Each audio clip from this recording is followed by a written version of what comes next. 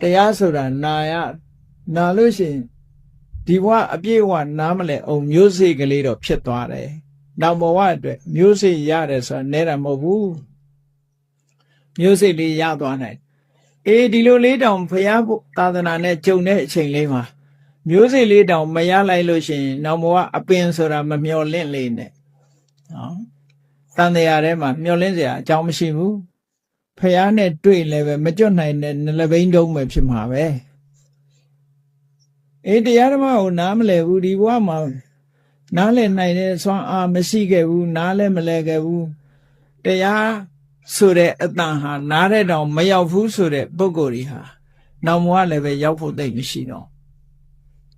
ဝိသရေဝေးဝေးသွားတတ်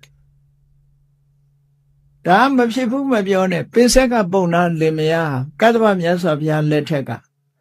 နာမရူပဆိုတဲ့စကားလုံးကိုကြားနာကြရလို့ဂေါရမမြတ်စွာဘုရားလက်ထက်မှာနာမရူပဆိုတဲ့စကားလုံးနဲ့ရှင်းဟောတဲ့အခါတခါတည်းအနာဂံတမ်းဖြစ်တယ်လေဘာဖြစ်လို့ဖြစ်တာတုံးဆိုနာမရူပဆိုတဲ့စကားလုံးကြားခဲ့ဘူးလို့တဲ့အတိတ်ကအကြောင်းနဲ့ပြန်ဆက်ပေးတာ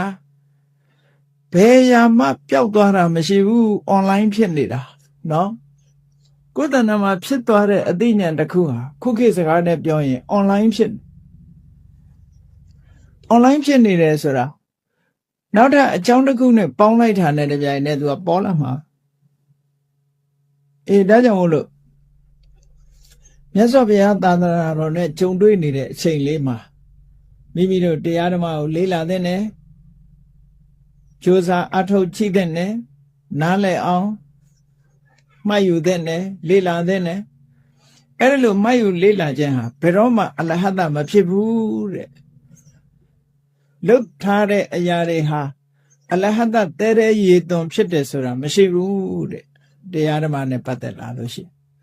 အဲ့ဒါကြောင့်မို့လို့အဓမ္မခိုင်မြဲတဲ့ဒီအသိဉာဏ်တွေဆိုတာအနိစ္စသဘောတရားအရာပျောက်သွားပြီမဲ့လို့သူ့ရဲ့စွမ်းရည်တတ္တိတွေကကြံ့ရင်တယ်